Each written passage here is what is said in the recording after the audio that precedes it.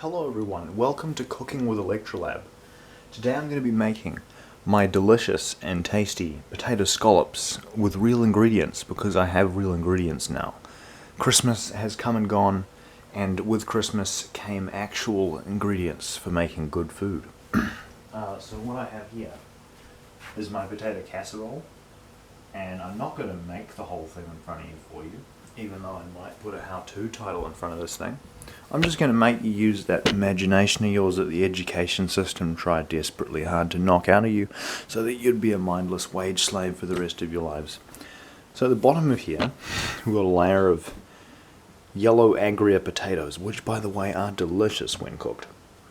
And on top of that, I have gone ahead and put a whole can of Fia coconut milk and some whole cream on top of that. And then on top of that, I put some cumin because it tastes delicious and reminds me of ciabatta buns, and some mixed herbs of some kind. I don't even know what kind it was really. And then after that, I've gone ahead and used 7 eggs, which I've mixed in a bowl and plopped inside the middle here to sort of glue it together. And then I've gone ahead and layered a bunch of potatoes on top of that. And now I guess I'm just going to fix... Oh, also, I put like almost a whole wheel of brie cheese somewhere in the middle. So, so that there would be a cheesy surprise. A cheesy surprise in the middle. Although I must admit that one wheel of brie cheese isn't actually that much. But I'm going to continue making this now. And if you clicked on this video then you're stuck, you may be wondering, why is there a watermelon in this recipe? This is a potato scallop, so why on earth would there be a watermelon? Well, that's because sometimes while I'm cooking I get hungry and watermelon happens to be my snack. It's not an ingredient, it's just there because I like snacking on it. I'm going to go ahead and dump a whole coconut cream in here. Now it's supposed to be coconut milk, but this stuff is kind of thick, so I'm going to slather it all on there. I'm going to go ahead and grab my handy dandy spatula and just smear this stuff all over the thing because I can afford to make this recipe this time. Hopefully it turns out good and doesn't taste like absolute garbage, because that would be disappointing to my taste buds. Next I'm going to go ahead and take some of this delicious full cream and I'm just going to plop an unhealthy amount on top of there. Should taste pretty good. This is only like a once in a year meal, and it's a very rich recipe. Hopefully it turns out good. I'm going to take some agria potatoes. I'm going to peel them because, as it turns out, agria potatoes aren't particularly delicious with the skin still on. It's not so much the skin, it's more the little bits of dirt inside the skin that are somewhat unpleasant, especially when you get gristly sand bits in there. So that's why I'm peeling them, in case you didn't know, which you probably did know. Let me go ahead and peel this. This is a lovely peeler I got from a German tenant who stayed next door a while ago, like a long while ago, and it still works perfectly, and it's never gone blunt, it just stays excellent. I take my washed knife and I'm going to rinse my chopping board, which has little traces of cumin powder. And you don't want to cumin up our recipe here. You make little slivers. I'm going to put another layer of potatoes on top of this, because you can't have potato scallops without potatoes. I'm going to try and cover the whole thing in a sort of a little stacked manner. I'm going to go around in a spiral. I'm going to peel another one. If you're still here, congratulations. You've got an attention span which is higher than the average TikToker. Go ahead and peel this. You're going to hear feedback looped narration because silence is incredibly boring to watch and to listen to. hence why my voice is filling the gaps. Alright, potato, slice it up. I should be able to finish the entire top with just 3 potatoes. I think I've used about a dozen potatoes now, maybe a baker's dozen, in order to make the base. Some of them are a bit bigger than the others. I'll go around and stack all this on here. Hopefully it's not too rich. It should turn out right. It's not much fun when the potato scallop gets too rich, because then you go to eat it and it's like an oily, creamy rag of whipped cream, and you can't stomach it super well. I'll probably balance it with some freshly sliced tomatoes and some herbs from the herb garden, so sort of knock down the over richness from adding cream and so much coconut cream as well. I haven't added any real butter in here.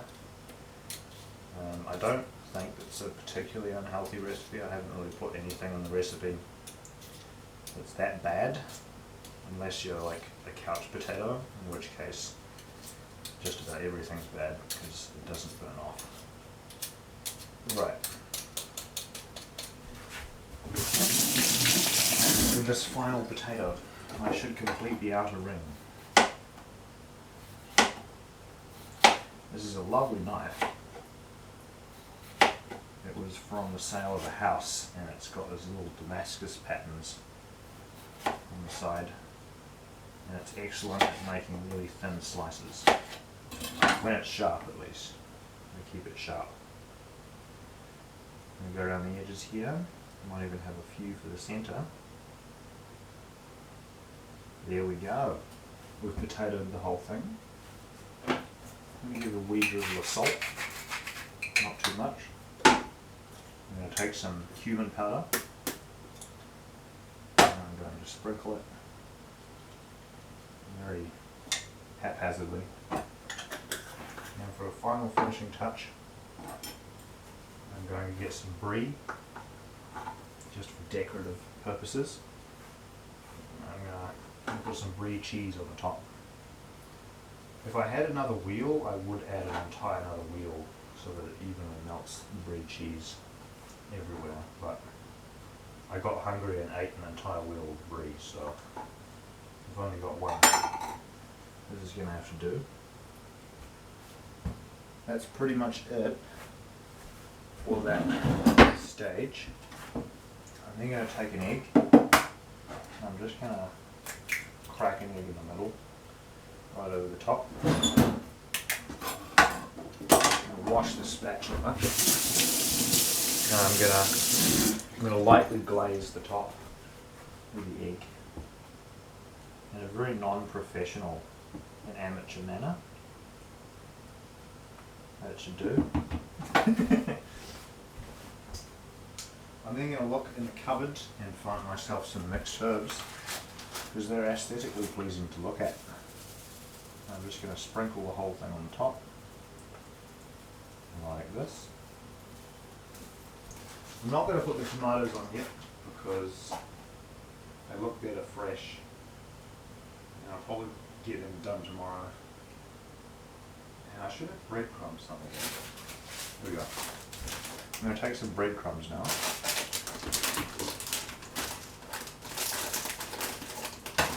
I'm going to sprinkle a generous amount of breadcrumbs all over the top. These are just regular untoasted breadcrumbs. It makes the sticky layer on the top. This is probably more breadcrumbs than the average person would use. I like to cover the whole thing until it's just completely done with breadcrumbs. And then in order to make that not a stupid move, I'm going to go ahead and take a block of butter, something that I barely ever see, because we always use olive only. I'm going to make some slivers of butter on a clean block of chopping board after I wash the knife. I'm going to make some slivers of butter. I'm going to go over the top and hopefully melt in and make a nice little top, which should go all golden and nice when it's in the oven.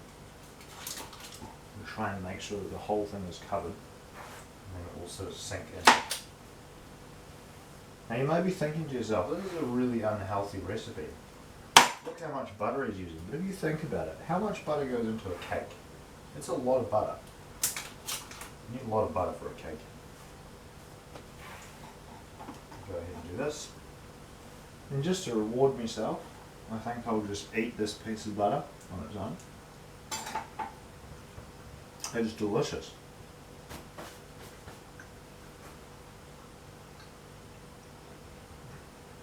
Now this is just the base.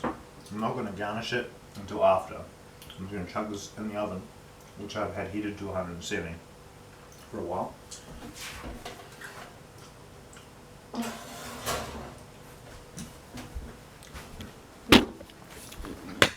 Here we have my little potato scallops. It's warming up, and this definitely will quite quickly get to the temperature when I turn it up to 220, where it'll try and burn the top. So I'm just going to use a piece of baking paper over the top, and that'll stop it from burning. Anyway, if you want to see the final finished product, you can't, because it's going to happen in 2 hours and I can't be bothered clipping the clips together. But congratulations if you've managed to last all 12 minutes of watching me rambling about an everyday task. You should probably get up from the computer and go for a walk. Maybe read a book. Alright, see you. Goodbye.